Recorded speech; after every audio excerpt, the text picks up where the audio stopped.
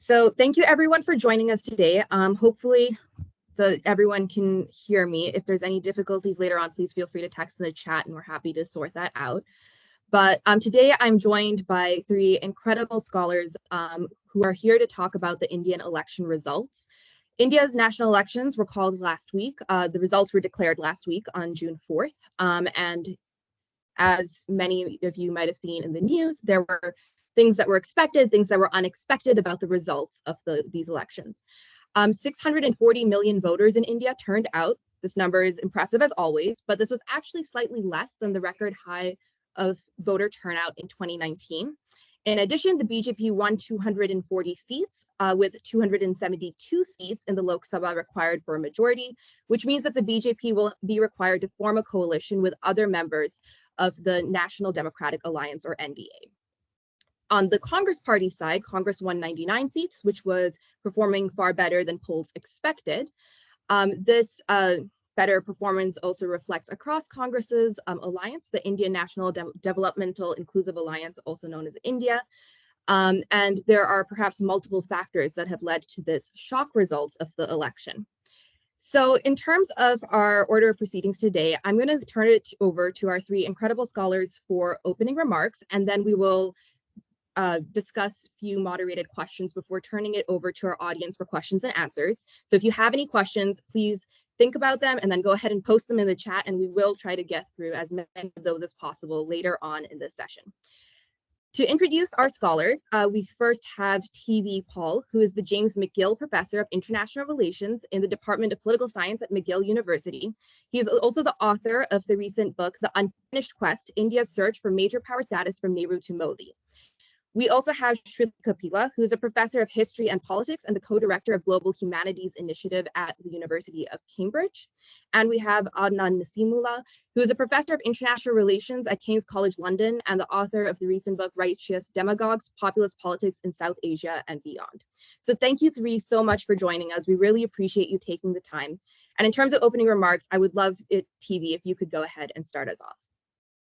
Thank you, Janani, for inviting me to this very interesting panel. I'm going to make a few observations, as you suggested, and then obviously there will be some questions. The starting point is, as everybody now recognizes, that the predictions proved to be wrong. I think my first impression is that the Indian electorate is much more strategic than given credit for. And especially the lower caste, that's the Dalit communities, and the Muslims in Uttar Pradesh, West Bengal, and Maharashtra, in my mind, saved Indian democracy from deep slide into an authoritarian mode. And I think this has to be recognized, that it is not the middle class, it's not the upper class. In fact, BJP support remains strong on in many of those groups.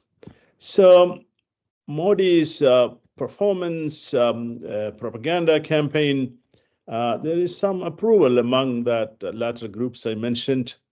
I think the fact that the vote share remains almost the same, 37%, if I understand, and Congress something between 19 and 21, from 19 to 21.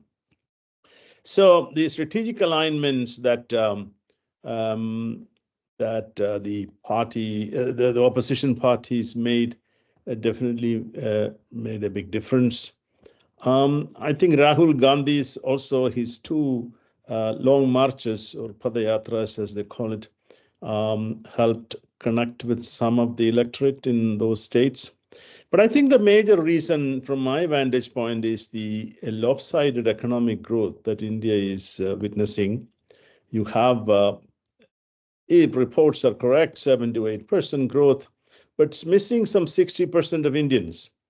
And so the middle class and the top elite are the biggest beneficiaries.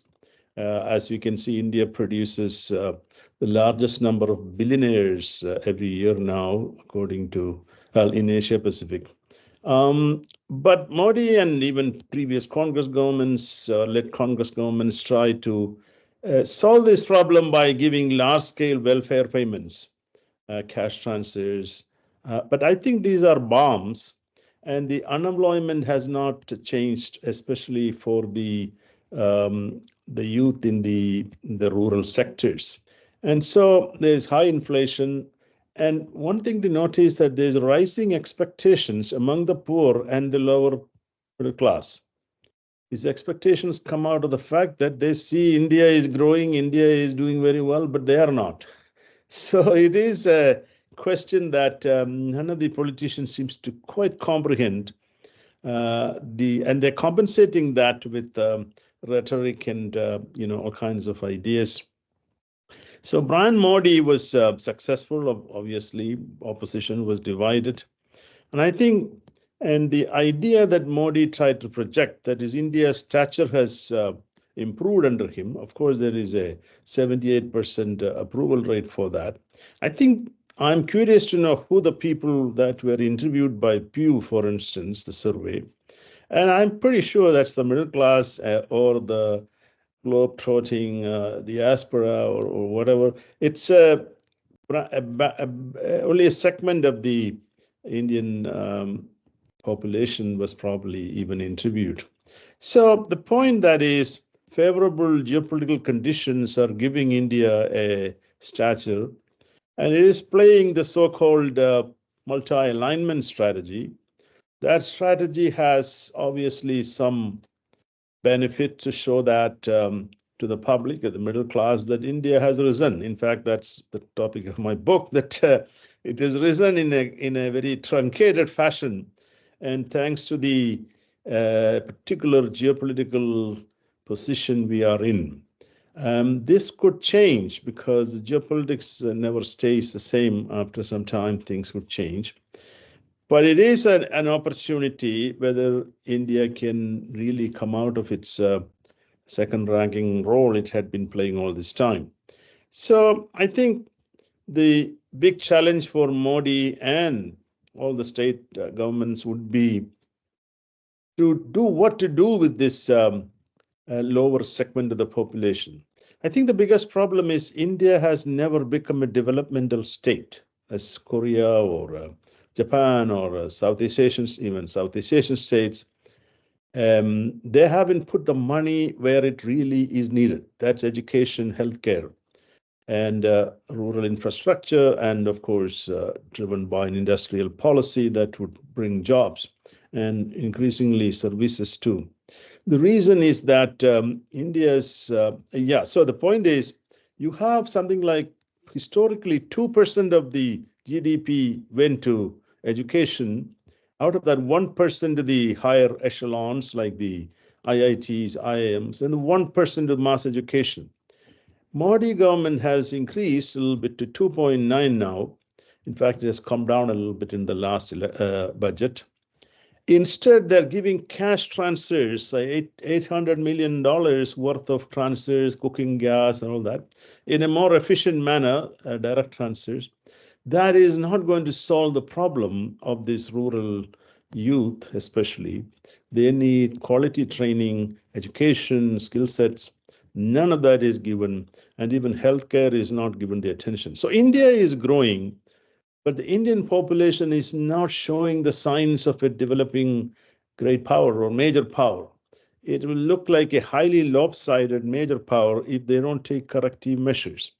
So now foreign policy, I think it will continue almost the same. There's nothing there that is going to shape, but it also, the foreign policy depends on how your other actors will respond to you. And here I think China is going to be the most critical player. For whatever reason, Xi Jinping's China has decided that there is no value in befriending India, other than, of course, through some institutional mechanisms like BRICS or SCO. There is value in balancing India. So, in other words, restraining India through the alignment with Pakistan, entering South Asia as a big player that is trying to co-share or even dominate the region, which India dominated for a period of time. So I don't see any rapprochement there, and the border is really tense, and China is doing a lot of activities. And the US relationship is also unpredictable. If Trump wins, we might see a bit of uptick. But the US will become more transactional, and India will also is actually increasingly transactional. But still, the US and the West need India.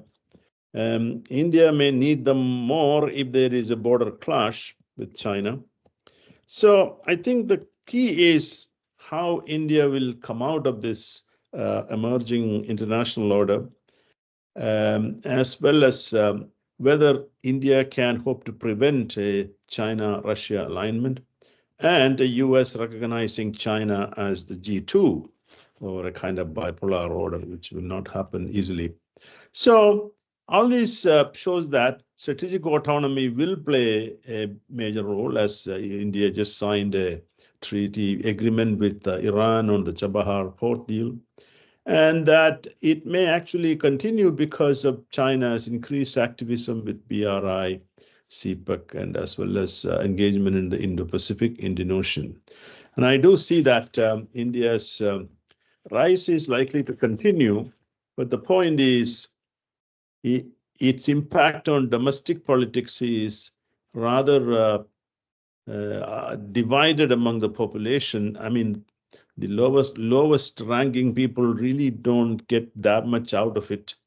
It is the middle class who feels, the psychological Hindu middle class in particular, that they are finally arriving, but the arrival has not reached the lowest ladder. Let me stop there. Thank you so much, TV. That was absolutely interesting. I think your point about India's growing power and kind of what needs to be achieved to be able to maybe achieve its full potential is very valid, especially in the context of this current election and kind of the results of this election moving forward. So for our next opening remarks, over to Shruti next. Thank you so much for joining us, and over to you. Thank you. So those for that, and thank you for the invitation. So yes, I work on political ideas primarily. So for me, political ideas matter. And this election has once again proven that democracy remains a contest of political ideas and projects in India. So I think that's the first takeaway, and that there's a big ideological fight underway in India. And that has actually had a fight back against Modi's, as it were, strongman populism, Hindu desire for a Hindu first polity, or what I've been arguing, a fantasy to almost convert into a China-style party state. And all of that has actually been I would say, not simply halted, but is now going to falter and has opened what the future of India is going to be into a contestation, which is exactly what the opposition wanted. So full marks to India's opposition for laying out the stakes of what was really at play in this election. So that's the first thing. And I think there was no greater evidence of this contestation than the BJP manifesto, which actually was released days into, as it were, the election voting already, and weeks after the Congress manifesto. And it was a very telling manifesto because it was on the back foot, because this idea of equity and justice on Nyay had been made into, quite apart from the question of the constitution, which I'm going to come to in a second, into, as it were, a major theme to actually say, well, India is doing a great great power status or rising power status games. India, yes, we all love it, as it were, the kind of nationalism and was high. And what was interesting was that the opposition had used the full symbolic power of the word India to actually say, well, actually, there are other versions of nationalism too. So Modi doesn't just get to represent it. So the name itself was actually a very, quite a masterful move. But having said that, the opposition was effective in moving the focus away from the nation, which has been really, really important for Modi's campaigns in the past, but also this time, and move it to sort of more prosaic concerns about livelihood, which is to say you move from India to the life of Indians as the key question. What is the lived reality to be an Indian? Even it may be strong, it is headed to become a third largest economy. Those things cannot be disputed. But yes, it's highly unequal, as the previous panelists put it. but why is this? How can this not just be made into something paradoxical that we can say, oh, this is terrible and hand wring about it, but made it into a political matter? And that's always how actually India has remained a democracy, not because some voters are more canny than others. It's mainly that the domain of politics remains incredibly powerful and effective in India. So that's the so that's the first point. Second point I want to make is a surprising resurrection and democratization of the Indian Constitution itself. So in academia, including myself at moments, I have thought that the Constitution is a middle class pursuit for elites to talk about it as something which Indians can can discuss. It's a radical constitution. It's a rights-bearing constitution. But to slightly disagree with the first speaker, it is exactly the constitution which empowers the Indian state to become a developmental state, for it to kind of have a kind of equity, that it is not simply managing disputes in societies like say like the American Constitution or even the British one. It's not simply just being a referee or setting the rules of the game. It is an intervening document wanting to change that empowers the state to change Indian society on much more equitable terms. And so, yes, I mean, you can say that there are lots of problems with the Indian Constitution. I have written about that both in my book, which is on political ideologies and violence and the kind of making of, as it were, the modern political settlement of India.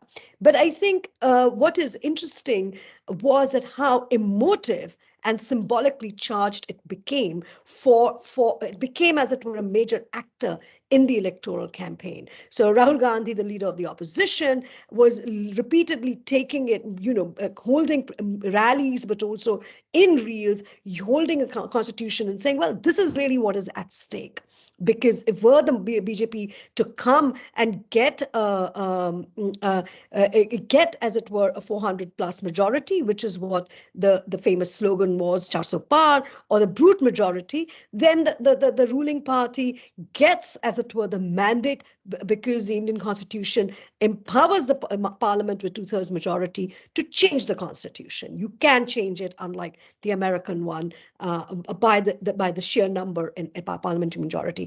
And that became incredibly emotive. And why was not simply emotive? That yes, people realized that their rights were at stake. And above all, this is a return to what Ambedkar, who was the Dalit leader, who had enshrined this idea that the political majority, to use the word, a slightly technical academic word, will never be permanent in India, which is to say that you will not make the Hindu majority into an automatic political majority. And for that, you had to recognize not just caste and affirmative action, but that you had to kind of put these things, this is an argument of my book, you had to put these things, different castes, in competition with each other.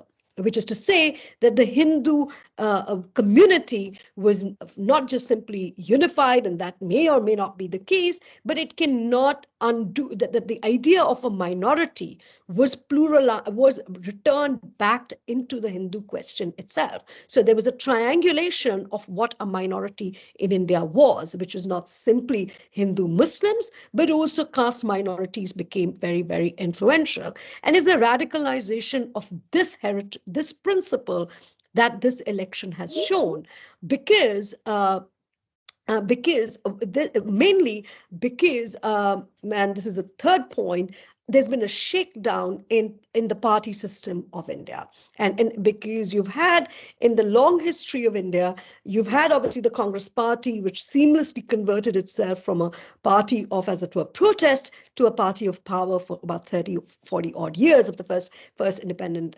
But the arrival of multi-party politics in India was down to, for want of a better word, to caste politics, lower caste politics, and really most of the regional parties in India are in effect other backward class parties. They represent a particular caste group, and which meant, and this is exactly what the BJP did through its social engineering over the last 10, 12 years, 15 years, to start incorporating these groups within the Hindutva fold.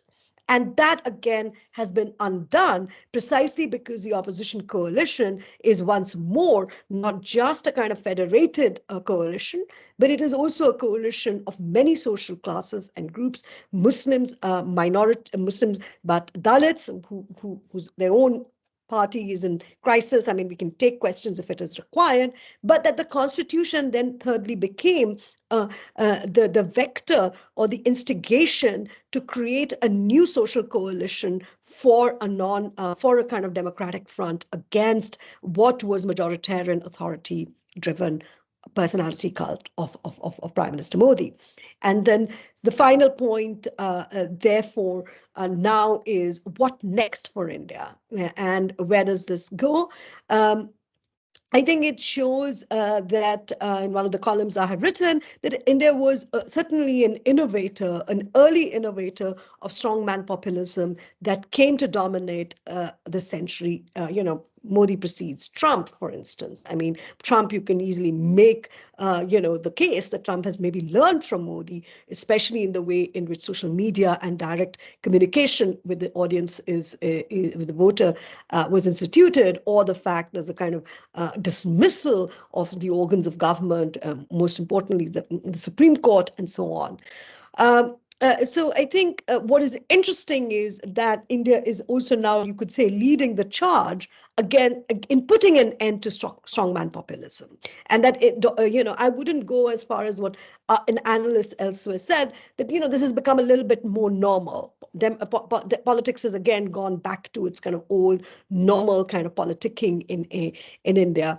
I think the coming few months, this is a very fragile coalition, even though Modi is doing his best to convey continuity. The new cabinet, which has just been announced, has many continuity features, but it will be an incredibly difficult coalition to hold. And with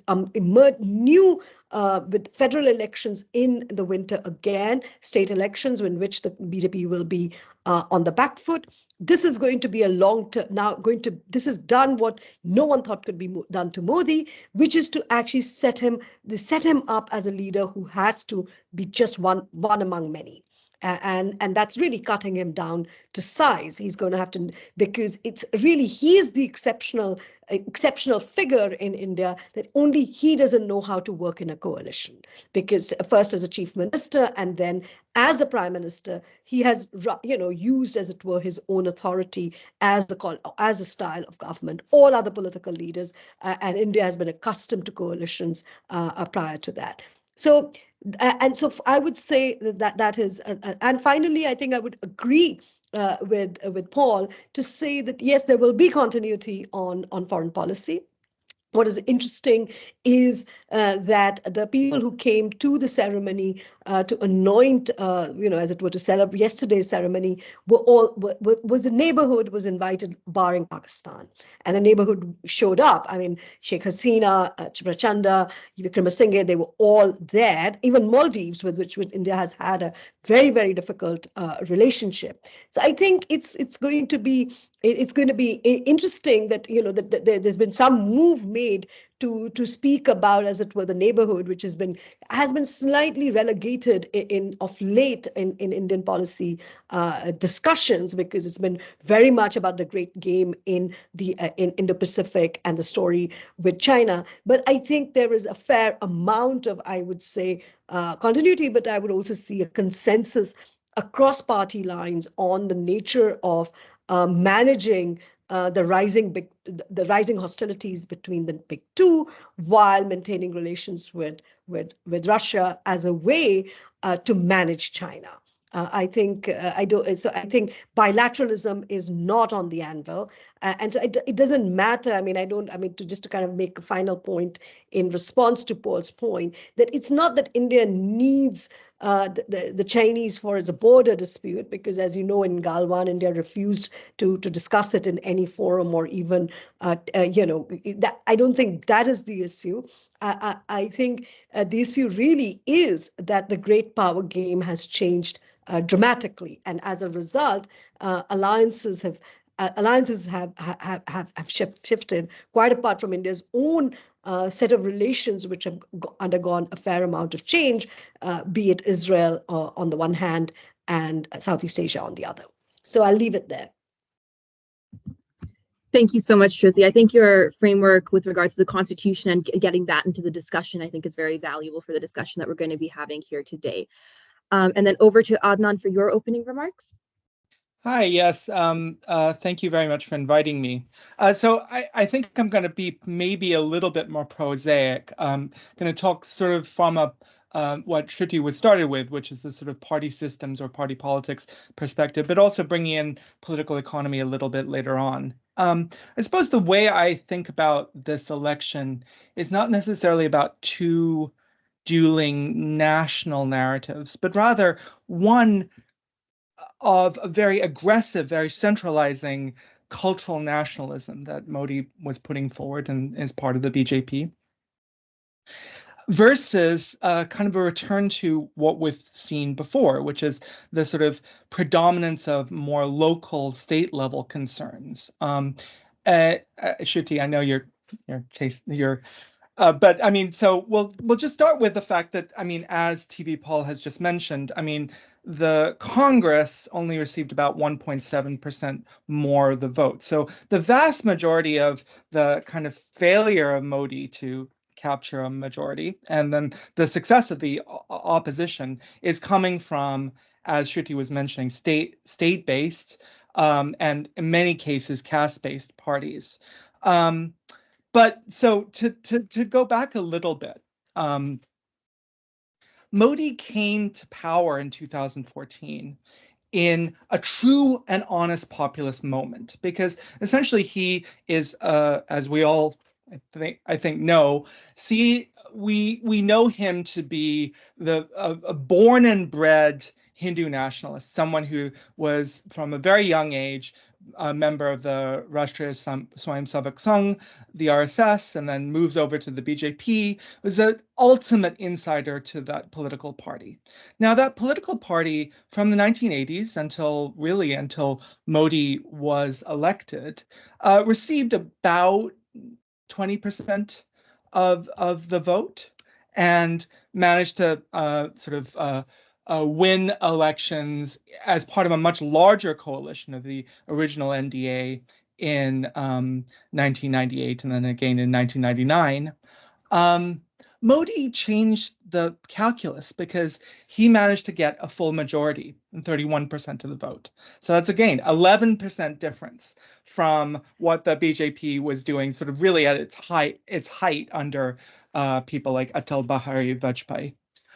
So what allowed Modi to be this sort of transformational figure in Indian politics? Well, partly because he was building what we in our book, right, just got demagogues call an additive populist mobilization, in which he was mobilizing the sort of upper caste Hindu vote, the sort of traditional Hindu nationalist vote that was consolidated under Vajpayee and Advani, but also reached beyond those cleavages to, as Shruti was saying, reach OBCs and Dalits on a message that didn't only focus on the sort of Muslim questions or Sanskritization, but rather focusing on things like governance, development, and specifically leveling a gigantic critique against the Congress-led UPA coalition government between 2004 and 2014, which many people had perceived as being incredibly corrupt. The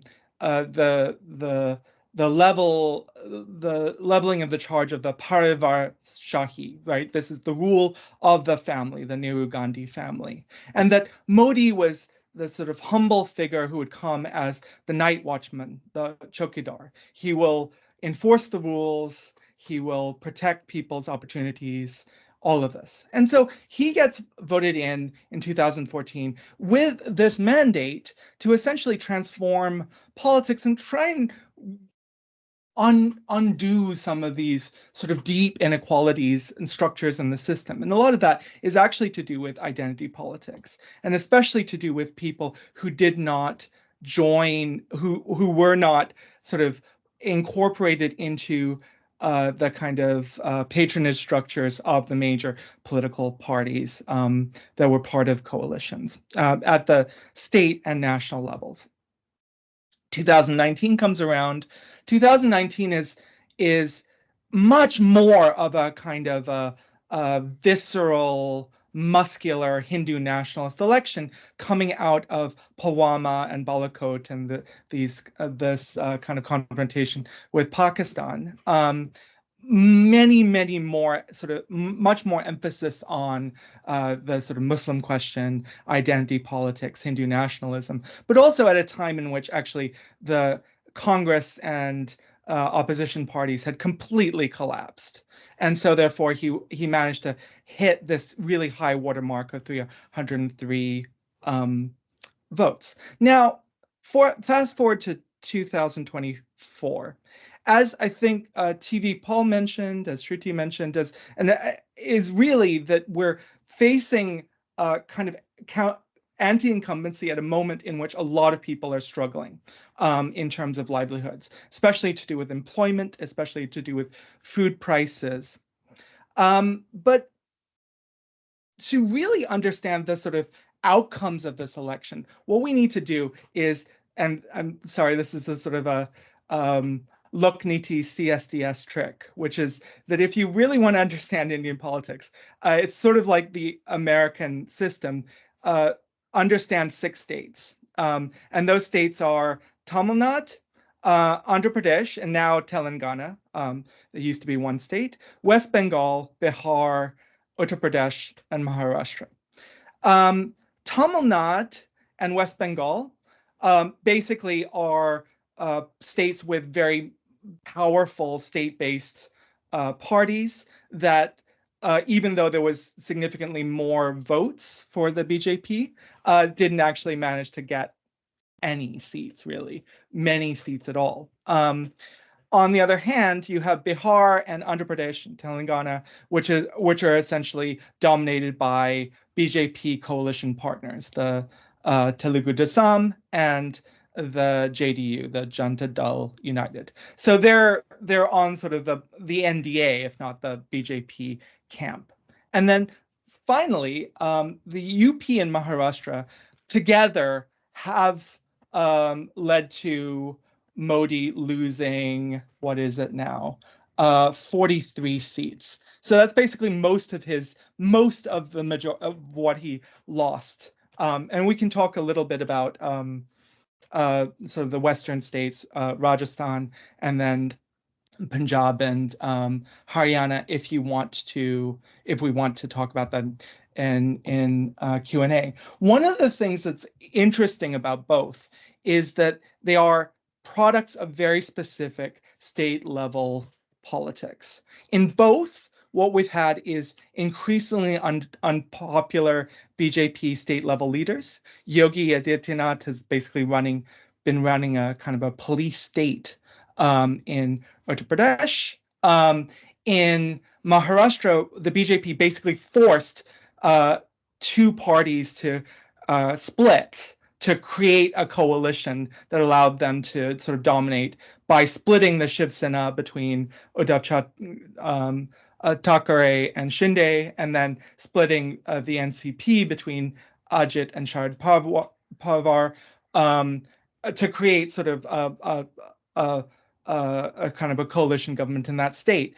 In both instances, the problem with a centralizing kind of demagogic, personalistic Modi regime is it doesn't actually allow for state-level parties to have any autonomy whatsoever in terms of governance, which has led to absolutely fatal mistakes on the part of the BJP in actual coalition management. Now, of course, that's on top of a whole bunch of other real grievances. So in UP, the Samajwadi Party was able to win actually significant 37 seats, and Congress only 6. But that means that the Congress and the Samajwadi Party were mobilizing in different parts of the state, so they weren't stepping on each other's toes.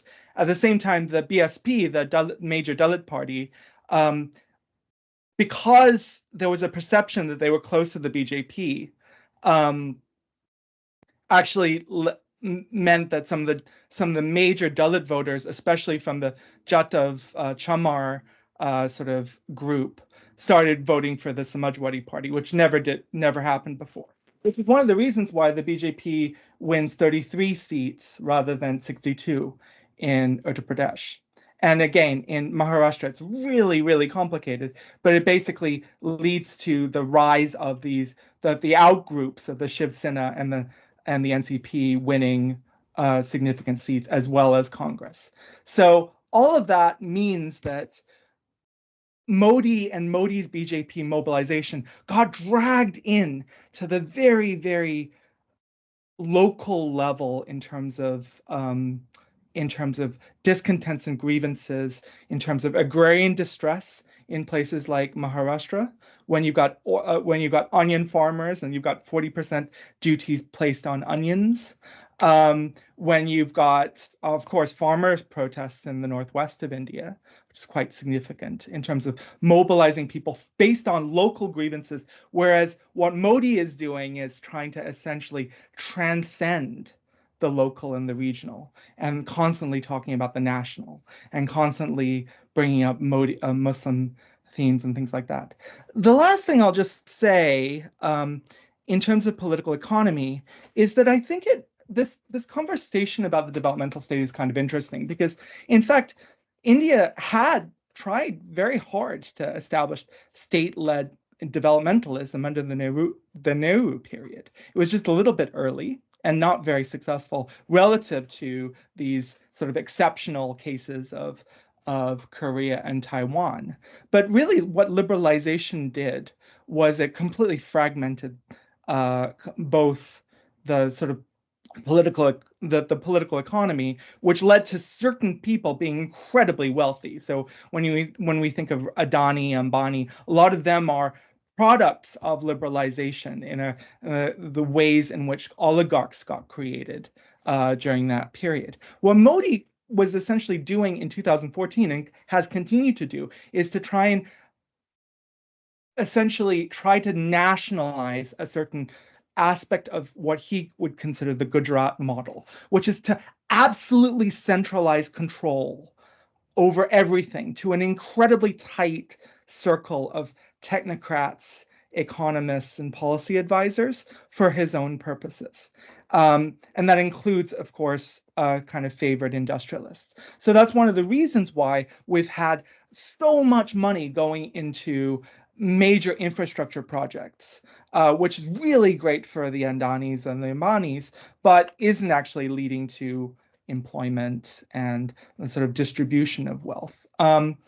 And so as a result, what he's actually ending up doing is recreating a kind of a license permit quota Raj kind of system, the kinds of things that people were complaining about with especially Indira Gandhi, but also Nehru at earlier moments, of this idea of overweening control on the part of bureaucrats to make the lives of ordinary people much more difficult for the purposes of kind of national glory and national power and national growth. So I think in the Q&A, I'm sure we'll have a very healthy discussion about the consequences of this. I'm a little bit less optimistic about how strong kind of state level leaders are going to be. And I think fundamentally, to just finish this point about the bureaucracy, what would really be critically important is to see whether judges and bureaucrats are willing to regrow their spines in relation to the BJP. Of course, constitutional change is off the table, but a lot of what the Indian government does on the basis of ministers and bureaucrats and the sort of practice of politics, and especially in terms of state level law and order issues and things like that. So it would be interesting to see whether IAS officers, IPS officers are willing to stand up to the Modi regime because they do not have the majority that they had before. So I think it'd be interesting to see what people think of this. And sorry for taking so much time. Not at all. That was super interesting. And I especially appreciate your breakdown of the different states and kind of how those political parties come into play, because I think at some level, with any sort of federal national system, understanding it between the dynamics between states as well and within states is very important. So I already noticed we have some amazing questions coming in the chat, and I really appreciate that. Please continue putting your questions in the chat, and we will get to them soon. I do have one question for the speakers before we kind of turn it over to that audience Q&A, however, and that is, we've spoken so much in detail about, and really, really important detail, I think, as well, about what happened in the elections and kind of how this might shape India's role and India's regard, both in terms of the political system, but also on this geopolitical scale. There has been a lot of discussion in media as well as by the BJP about this Modi 3.0 plan. And although the details of that plan I do not believe have been necessarily released in thorough detail yet, there has been some discussion about how it might focus on infrastructure, supply chains development, so those types of topics, rather than topics about rights or some of the other more social issues that have been raised over Modi's past term. And so based off of that, I was kind of curious to hear a little bit more from our three speakers on what your thoughts are about Modi's 3.0, as much as we know about it yet. What do you think that starting agenda will look like for the Modi government as they go into this next term? And specifically, will there be continuity or differences based on what has been done previously? And then kind of moving on from that as well, what sort of impact do you think it will have domestically in India, and how would you think critically about that? And so for this question, perhaps we can go ahead and start with Shruti first, and then Adnan, and then TV. Shruti, you're on mute, by the way. Apologies. I think it's hard to foresee what it's going to look like, but I think strategic autonomy remains a very hard principle and not simply something that is given lip service in India by all parties. So I think there will be as much of kind of empowering of that strategic autonomy. Having said that, and I think now this is the what if question, that if, for instance, tomorrow the West actually loses the Ukraine war, then India's hand will be forced to have to choose between the bipolarity of China and America. But which is to say, it will be an external contingency that will determine it.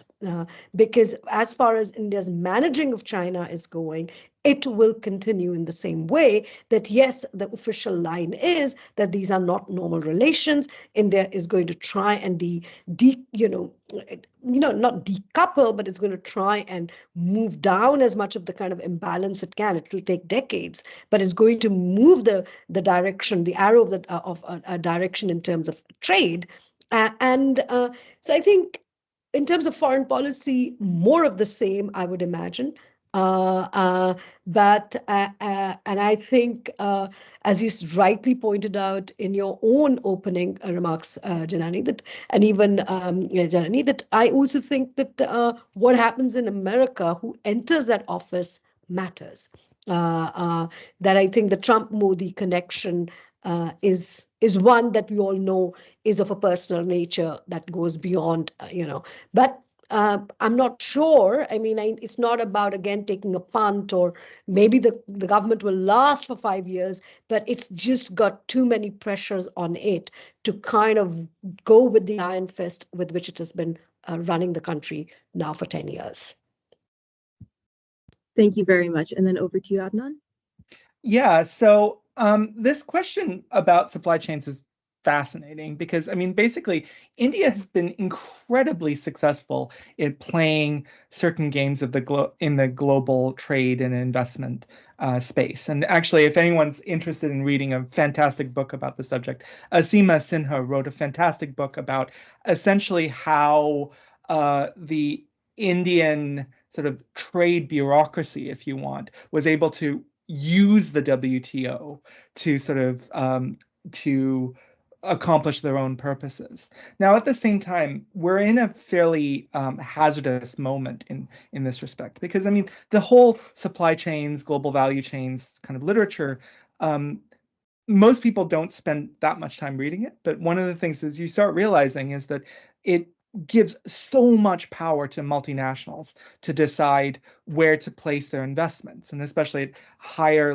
value added. So it's true, in fact, that actually investments in research and development, technical education are necessary, but they're not usually sufficient, because these firms decide whether we give this contract to Malaysia, or do we give this contract to the Philippines, or do we give this contract to India.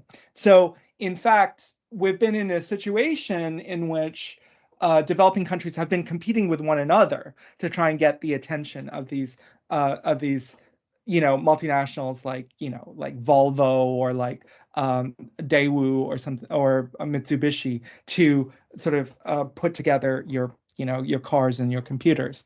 At the same time, we're in a fairly dangerous moment in which what the US is really focused on is reshoring.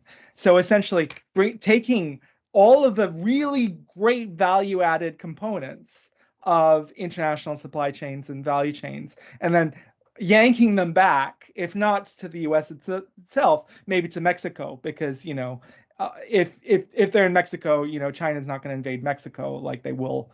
They might for Taiwan. So it's a bit of a hazardous moment, because what the US is doing is kind of re-engaging with a kind of a neo-mercantilism that kind of subverts this notion of a kind of a developmental state, where you put a lot of resources into technology and education, and then start a sort of export-led industrialization model. It's worth remembering that Taiwan and South Korea industrialized before the WTO got established. And so that's part of the sort of complications of kind of the international political economy of it. I just think that maybe more cynically, I think Modi's just going to continue prioritizing growth through things like infrastructure development. And what is really necessary is for developing countries to come together and say, look, this game is rigged. And so that requires sort of developing countries to sort of realize that actually they have a common cause here. That I don't think, because Modi is very invested in the idea that India is exceptional, and it doesn't that it can sort of transcend these kinds of questions in terms of the sort of export-oriented industrialization, if that's what we're talking about with supply chains.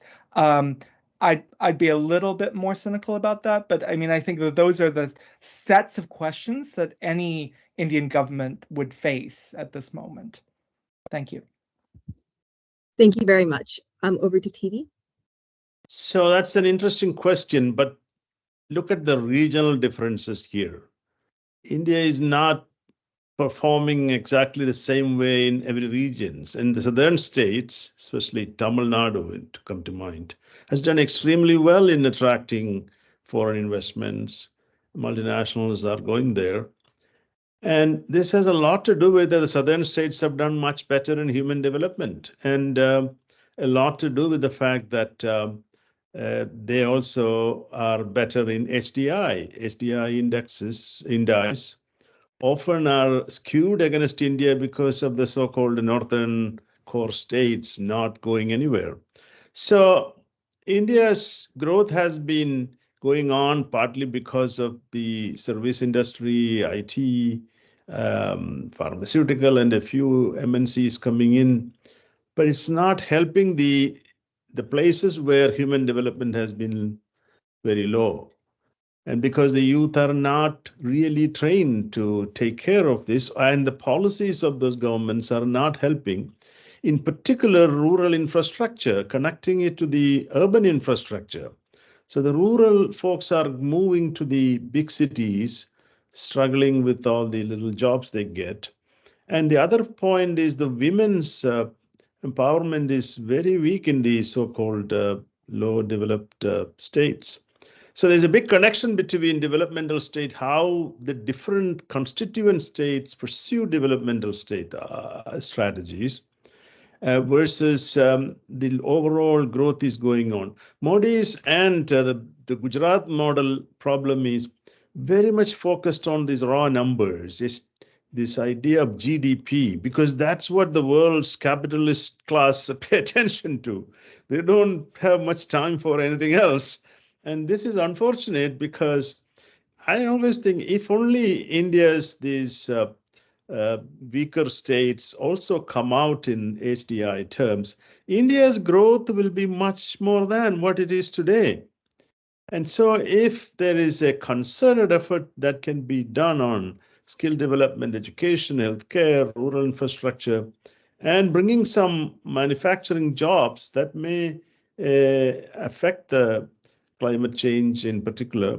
But the point is that India's development is a very lopsided one. India is a rich country in many parts, very poor country in other parts. But the policy engineering is not helping bridging that gap. It's only widening. And I don't know the politicians understand that. Modi's aim is to get the great power status using the GDP growth rate, not the per capita income, by the way. Well, in a global, in a large scale context. So I think it is a lot of attention needs to be given if Modi and company want to do well to this rural sector, rather than handing out some rations or kerosene as they do now. Well, they are needed, but they are only very short-term compensation. Wonderful. Thank you. Thank you all for those very, very different, but all very interesting, and I think highly relevant statements about the future of India and what we can kind of think about in terms of this upcoming term.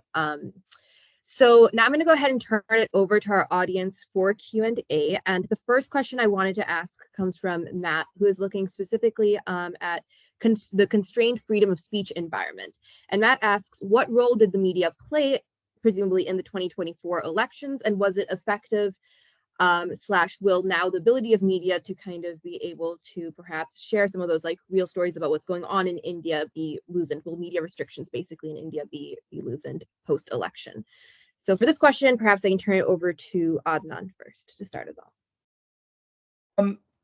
Thanks. I mean, I don't have all that much to say. I mean, I think the part of the problem with the media environment is that the media channels are owned by corporations that have lots of different interests, and those interests are intimately connected with having decent relationships with the government. And so part of maybe why I'm a little bit more pessimistic, or I mean, it's clear that for example, the exit polls was just ridiculous, and I think that there's going to have to be a course correction in terms of sheer toadying. But at the same time, I think that given that the BJP is really, really focused on sort of cultural nationalism and the media space, I don't think that there's not going to be any pressure on the various, especially TV channels, to continue to portray a kind of maybe a soft version of a kind of a pro-Modi Hindu national, more implicit version of sort of a more Wall Street Journal as opposed to Fox News version of Hindu nationalism.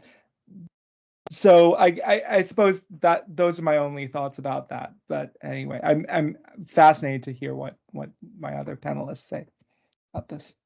No, I think that was very interesting, and interesting metaphor that you used there as well. Over to TV next. I think there is the increasing amount of self-censorship in India. It's a lot to do with the fear that the use of investigative agencies, tax authorities, etc., selective use against opponents by this regime. And I think that will probably continue unless the constituent, the coalition parties make a big deal out of it. Do they have the power? I don't know. because if the Home Ministry is going back to Amit Shah, he has proven that he can use these institutions. And then selective appointments of people in various places, including universities, even judges. All that show that the government has a lot of power to do things. And if a political elite that is not immersed in democratic restraints, they have every incentive to do what they are comfortable with. And the counter positioning by groups, civil society in particular, is very weak in India as far as I see it. And this is even personal contact with individuals. I see Shruti shaking her head. I'm talking about freedom of expression and things like that. I'm not questioning that civil society is showing some strength, but not in the capacity to resist this government inroads into fear mongering, fear generating policies. I think that is what is missing in my point of view, even if you disagree. But the point is, without a powerful fourth estate, without a powerful civil groups, protest groups, having some capacity to challenge the existing order, how will the order change? Because the government has considerable control over investigative agencies who can threaten your entire career, put you in jail, refuse you OCA cards, etc.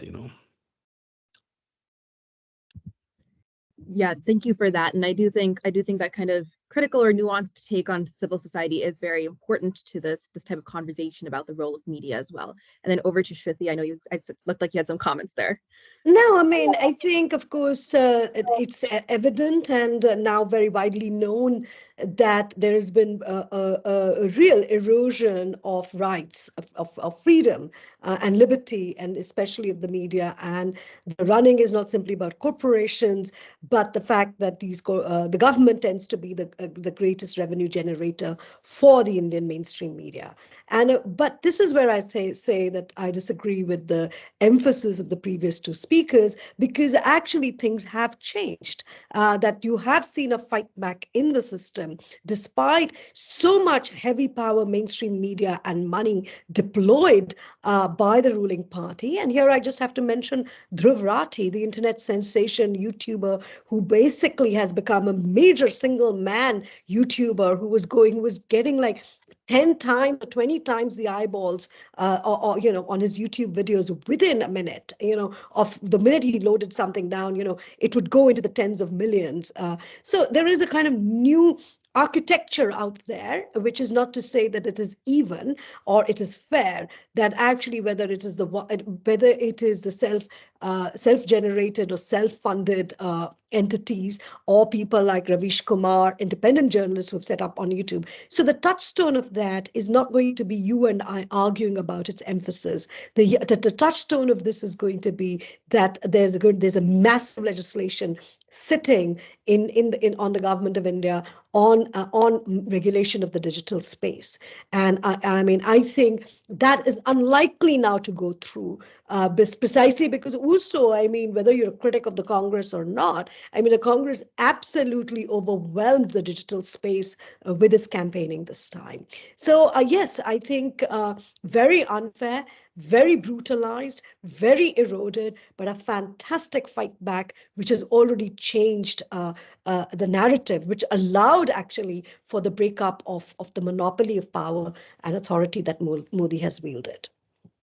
So credit where credit is due, that this is a fight back which has been had when people have been really pushed to the wall. And it's also in Hindi, it's in various regional channels. And I think the question of fear is a real one. But I think the fact that certain political leaders decided to be fearless and others who were forced into prison has really backfired on the mainstream political culture.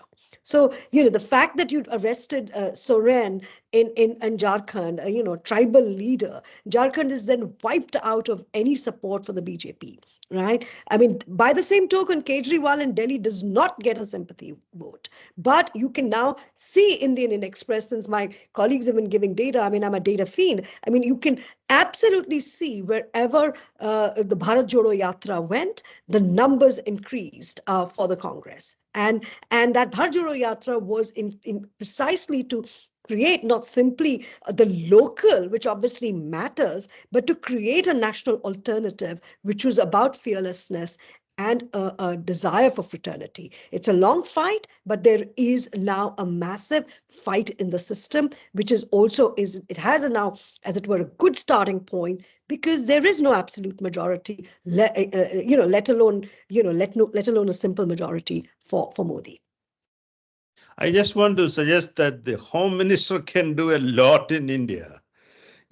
Despite all these movements, I'm just wondering whether they have learned a lesson in the right way, or will they try to overcome these civil I quite society? agree. I quite agree. So that's why I said the think it's- touchstone is not just arrests and the wider political culture, of which there is now a fight back in the political system. I hope they will learn But there the is a lessons. legislative agenda, because whether you're going to now start censoring YouTube in India, that would again, that's where it's going to be at. I mean, it's not going to stop the CBI from going in and taking out CPRs. It might, but my point is, it is not paying off politically. So it's one thing to constantly talk about the authority that this man has wielded, and he has, and many of us have suffered. But it is the opposite, that it is important for us to also see that there is a kind of fight back which has come from the political system. That there I think it's an interesting question that we'll have to see. I mean, it would be really interesting for me to see whether other political parties, especially the coalition partners, whether the coalition partners are willing to, they have particular red lines, which is do not mess with anything in our state, right? The JDU and the Telugu Desam party, mostly saying just hands off us. Right? I think I would like to disagree. It is not simply national versus federal. Yes, they want to transact special status for their states, because yes, Andhra lost out on a political capital by the very man who had created Hyderabad. And therefore, yes, there are all those things, but it is not down to that. The fact that they have made the issue of Muslim reservation a non-negotiable matters. It matters that Modi, who had installed so symbolically a tribal president, has lost out in Jharkhand. So the question is not simply that there is just going to be authority, and we should just keep talking about it. And it is not simply that this is a kind of federated, there's a kind of local reaction. My point is that yes, there is a local reaction, but there is now a network of movements, whether it is through media, civil society, and political parties, which is now absolutely galvanized against this authority model. Yes, I agree with that. I think my thing is that, if you want it from a social science perspective, this is sort of like a testable hypothesis, right? As we move forward, how willing are the other members of the NDA to essentially withdraw their support if and when the BJP does anything, especially if they do things that are not actually legislative in nature. So I suppose we'll just have to wait. I mean, in these kinds of things, prognostication is fun, but it's also fun to be able to say, here are the lines. Like, next time we meet, we can test whether that's true or the opposite. So that's the useful thing about approaching it that way. Thank you. I think those are all very, very interesting, differing but very interesting perspectives. TV, did you have any last comments on this as well before we move on to the next question? I think we should move on to the next question, because we don't know what the future will look like. Exactly. How they will. But the training these folks, many of them have, is to use their techniques that they learned in whatever manner to overcome some of the challenges. But let's hope it won't be. I think let's hope Shruti is right. No, I'm not saying that. I'm not saying that it will not matter. I'm saying that fight is already in action. It's not that there is authority which is won out. I am saying it is a fight, and that fight is going to carry on unfolding. And the first touchstone is going to be the digital bills. And the second touchstone is going to be what is going to happen, whether courts are going to kind of, support people who are political dissenters. Are they going to get bail? And so on. But it is clear that the Modi government has lost out by imprisoning figures like Soren in Jharkhand. So I think it's a changing situation. I think that the only other thing, though, is that they've already failed one test, because I remember it, and I don't remember whether it was the JDU or the TDP, but I remember seeing absolutely the very first thing we're going to make sure of is that Amit Shah will not be home minister. I think no one said it officially. That was all social media talk. Anyone who knows anything knew that was not on the table. I mean, very powerful and very, very dangerous. Yes, of course I do. But I'm just saying that everyone knew that the coalition partners do not have that power on it. That in fact, if any reining in is happening, that we have not had the chance to talk about is the factionalization of the BJP and the RSS. So the constraints on Mr. Shah, if they're going to come, they're going to come from within rather than from what the coalition partners are not in a position to demand that. The only real question on what coalition partners may want politically is whether they are going to get a Speaker of the House. And we don't know that yet. That's the one thing still not announced. So I think this is like a very relevant topic. And I think what ends up happening when you look at media is, and also just the role more broadly of how the government might be addressing some of these issues, is that there's a lot about the future that we unfortunately don't know and have to kind of think about through some of the strategies that have existed in the past and how it might impact that. However, because I know that we have a lot of excellent questions coming through both in the chat and then also directly to me, I'm going to go ahead and move us on to the next question, which we have from Shabeen, who's asked us about the NDA specifically and kind of the NDA's historic policy, which was insisting on bills like the Citizenship Amendment Act, as well as the Uniform Civil Code. And Shabeen's asking whether these are going to take a back seat now, but I'd like to kind of expand upon that question a little bit. So perhaps more so than whether these specific bills are going to take a back seat, also sort of whether you think the BJP's role in terms of some of these more social attitude issues and some of the policies that they try to pass within the more social space, as well as in terms of issues like immigration, are likely to take a backseat given some of this context that we've been talking about issues like development, issues like the interplay between BJP support in certain states versus Congress support in certain states, and how they can maintain their power and all of that. Given all of this, do you think that some of these social issues will end up taking a backseat? And so for this question, perhaps TV, you can go ahead and start us off, and then we can maybe Adnan can respond to that. Probably of course, first. Adnan, over to you first.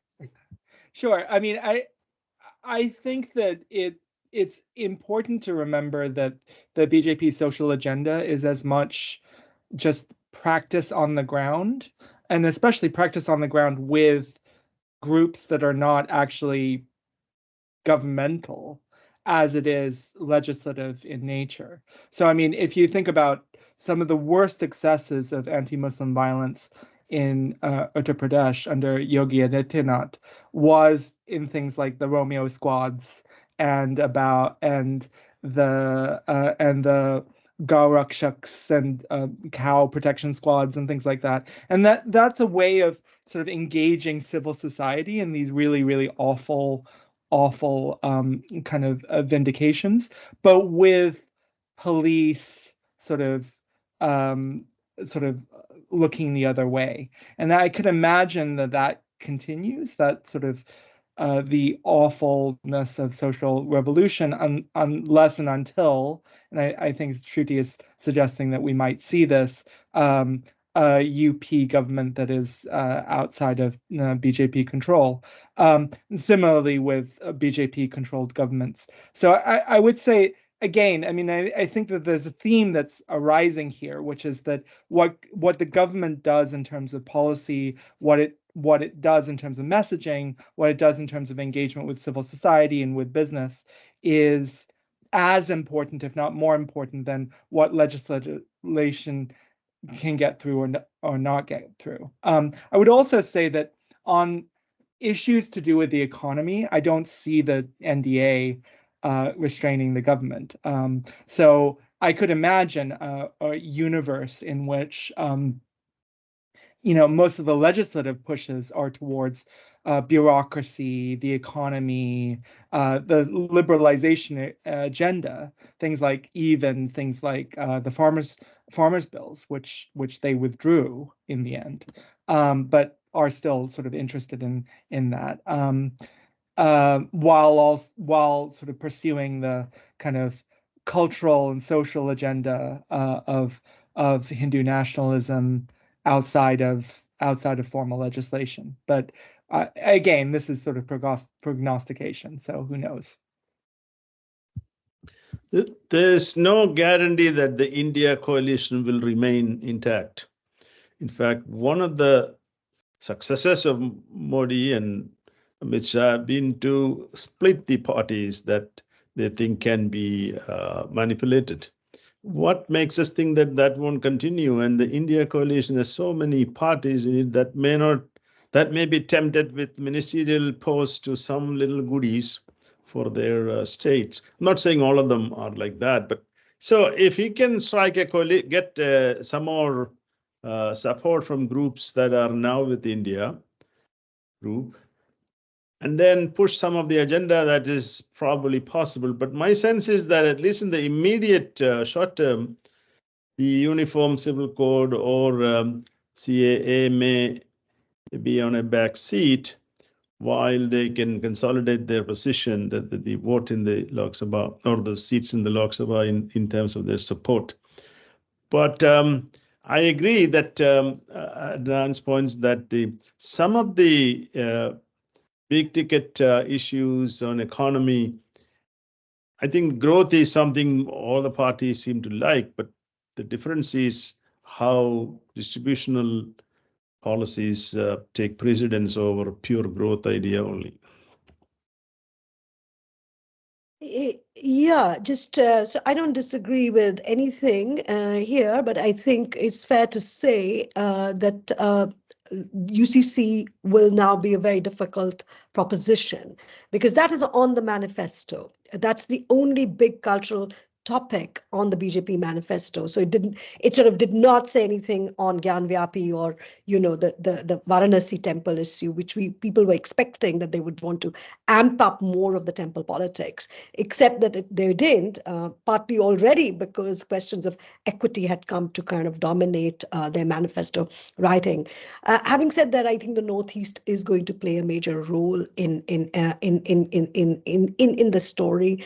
I've just sort of seen a news alert that the RSS chief has just made a statement that Manipur matters. And that means that, as I said earlier, that it's not simply the India coalition may be, fragile, or the BJP we always think of the BJP as powerful, but I'm actually saying that no, the BJP is the one which is looking to become more not fragile, but more contested. And one of the big contestations is its relationship with the RSS. And so I think we'll see some of that tension emerging in it. And I think nothing much has come out yet, but I think I agree with the previous speakers that the key story is going to be development and questioning of, how is the question of jobs, which has really hurt the BJP this time, because Modi has always banked on the first-time voter as his vote bank, and they did not vote for him this time. So I think interesting times, definitely economy, but culture wars will move much more to issues around Manipur, because the TDP, for instance, has made it very clear that none of the questions on Muslim reservations are up for discussion, i.e. it's a very secular front, just to so that people are not confused, that the TDP represents a large number of Muslim population, but also Naidu's credentials have been solidly secular. So that's going to test them if they are going to bring any of those legislations or policies. Thank you all very much. I think that that's an extremely thorough answer on kind of the role of the CAA and UCC going forward. One other question that's come up is specifically looking at more of the judiciary, because as we're talking about a lot of these concepts, UCC, CAA, also Shruti, you raised the topics of the temples, so whether looking at like Sabrimala, Ayodhya, etc. All of these ended up at some point in the Supreme Court ended up having a role. There was this role of judiciary, this role of like cases that went up a completely different section of the government than kind of this elected section. And so thinking about that and thinking about kind of the relevant independence of India's Supreme Court, kind of how do you think that the Supreme Court might end up, or just kind of more broadly the judiciary might end up playing a role in maybe balancing off some of these upcoming policies in this space, or in terms of just playing a role in the direction that India takes on some of these really critical issues? So maybe over to Shruti first, and then we can go ahead and make. Oh gosh, okay. I'll be very brief. I just hosted the Chief Justice of India here last week, which was interesting. I think let's just speak historically. After the end of Indira Gandhi's emergency, one of the greatest, as it were, institutions that re-empowered itself was actually the Indian Supreme Court and the judiciary. And you saw like then a decade of, as it were, judicial activism. There is a very strong and big roster of as it were, constitutional roster, quite apart from big political figures and even dissenters coming up for bail in the Supreme Court. So I think it will be interesting. It will be, again, it's not something I can, one can say, how they will act. But certainly the fact that there is now the lack of, full majority might galvanize the Supreme Court in a much more forceful direction. Thank you. Over to TP next. I think the problem is it's like the US, the Supreme Court and the courts. Sometimes the appointments are directed by the central government, and so the big challenge I notice is Supreme Court can act on some cases, but many cases are decided at the High Court to lower courts. And what's happening there? The High Court so far, I don't see much of a progressive bend there. And look at the way they judge Delhi High Court, for instance, on the Kejriwal case. Or I don't know the full story of that case, but the point is, it is with the Supreme Court. Just FYI, empirically speaking, his bail is with discussions are with the Supreme Court. So it's not correct to say that these issues are matters of the lower courts. Though I take your point that the lower courts. I would contest that. It takes time to get to the Supreme Court. Many decisions are made at lower level, and that Supreme Court cannot answer all the problems that only these big guys sometimes get into the Supreme Court. You see that. So the court system in India is in shambles when it comes to timely decisions on the number of cases pending. I'm not talking about the big names, but overall, I think the judicial reforms is a big challenge for India. And the judges are also, some of them have political ambitions. I believe that that's what BJP is using, giving them some post-retirement opportunities. And these are all quite different from what it used to be to some extent. And I think the judicial activism, if it comes back, will be great for India, as long as it restrains the political class, irrespective of ruling or opposition, to do certain things. But these seem to be episodic, and that judges are not, all of them are not socialized into the idea of a secular India, and they seem to be, some of them are Hindutva ideology in them. So how does all that work? And I think it's happening in the US. I mean, look at the way judges are selected. Maybe the system is different, but the point is, India is not immune to a system of judicial incompetence and judicial interference or non-interference in matters of freedom and justice. Thank you very much. And then over to you, Adnan. Yeah, just quickly, I mean, the judiciary, especially the superior judiciary and the Supreme Court, these are essentially deeply political actors, deeply political, and will always, always, always make decisions for their institution and based on their prerogatives, and their elites. So their prerogatives are going to be elite as well. So, I mean, in some senses, I'm more concerned about all of the stuff that they don't do in terms of protecting lower castes against abuse and violence and things like that, because they structurally, there's very little justice to be done, especially at the superior. Can I just ask a question?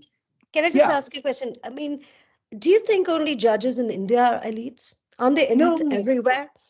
I mean, aren't Supreme Court judges representative of elites everywhere? Look, it's always the case. Like, what the reason why I think that this becomes an issue, right, is, and this is true of the bureaucracy to some extent as well, and certainly business, and certainly